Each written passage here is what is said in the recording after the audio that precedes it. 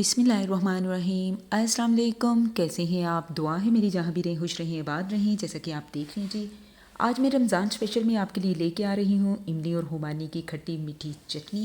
ये चटनी बाज़ार की चटनियों से बहुत बेहतर है। बाज़ार में केमिकल चटनियाँ मिलती हैं, तो आप ये मज़ेदार सी खुबानी और इमली की चटनी घर पे बनाएं।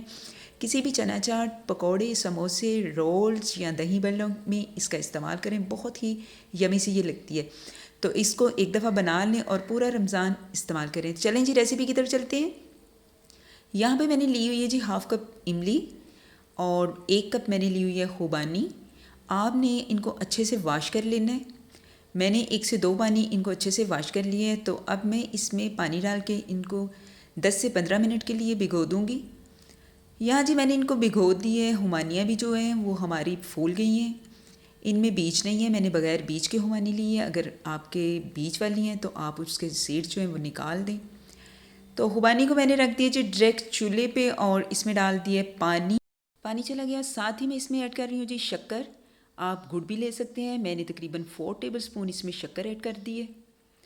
जो इमली को हमने भिगोया हुआ था, अब इस हाथों की मदद से आपने इसको अच्छे से मल मुल लेना है और जो इसके सीड्स हैं वो अलहदा कर लें।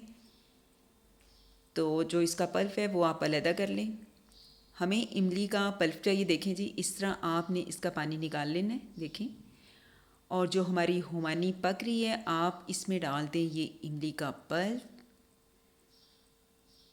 इमली चली गई।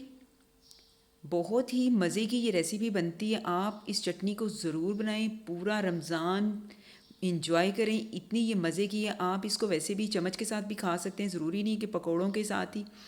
मैंने ऐड किया जी 1/2 टीस्पून नमक और 1/2 टीस्पून मैंने कुटा हुआ ज़ीरा और काली मिर्च मिक्स थी वो मैंने डाल दिए। कुटी हुई लाल मिर्च 1/2 टीस्पून और 1/2 टीस्पून से थोड़ी ज़्यादा आपने पिसी हुई लाल मिर्च लेनी है। और 1/2 कप मैं इसमें ऐड कर रही हूँ जी चीनी। अब आपने इसको मीडियम फ्लेम पे कुक करना है। यहाँ पे जी मैंने खुबानियों को पकते हुए तकरीबन आधा घंटा हो गया था और मैंने खुबानी को मैशर की मदद से मैश कर लिए, वो अच्छे से गल गई थी। इस स्टेज पे मैंने इसमें थोड़ा सा काली मिर्च और ऐड किए क्योंकि मुझे थोड़ा कम लग रहा था। आप टेस्ट कर सकते हैं, अपने टेस्ट के मुताबिक आप जो स्पाइसेस हैं ऐड कर सकते हैं। तो अब मैंने इसको थिक करना है। इसमें मैं कोई फूड कलर ऐड नहीं करूँगी, इसका अपना ही इतना प्यारा कलर बन रहा है, देखें जी। और ना ही मैं इसको थिक करने के लिए कोई कॉर्नफ्लावर वगैरह का इस्तेमाल करूँगी, इसने खुद ही थिक हो जाना है। ले जी, चटनी हमारी रेडी हो रही है, ऑलमोस्ट ये रेडी है। आपने इसको ज़्यादा थिक नहीं करना। तो अब इसको हम करते हैं जी ठंडा और निकालते हैं बर्तन में। स्टेज पे जी आप इसमें वाइट तिल का इस्तेमाल भी कर सकते हैं, लेकिन मैं इसमें थोड़े से बादाम ऐड कर रही हूँ। ये आप स्किप भी कर सकते हैं, लेकिन मुझे चटनी में ज़रा अच्छे लगेंगे क्योंकि मैं इसको वैसे ही चम्मच के साथ खाने वाली हूँ। ले जी, हो गया। तो करते हैं इसको ठंडा और बर्तन में निकाल लेते हैं। यहाँ पे मैं इसको एक बाउल में निकाल रही हूँ। आप इसकी थिकनेस देखें, इसको आपने ज़्यादा थिक नहीं करना क्योंकि ठंडा होने पर इसने मज़ीद थिक होना है। तो आप इसका फाइनल लुक देखें जी। इसी स्टेज पे अगर आप मेरी वीडियो पे फर्स्ट टाइम हैं तो मेरे यूट्यूब चैनल है SH फूडीज़ किचन का विज़िट कर लें, सब्सक्राइब कर लें, लाइक कर दिया करें। इस तरह मेरी हर आने वाली नई वीडियो का नोटिफिकेशन आप तक पहुँचेगा। लो जी, तैयार हो गई जी चटनी।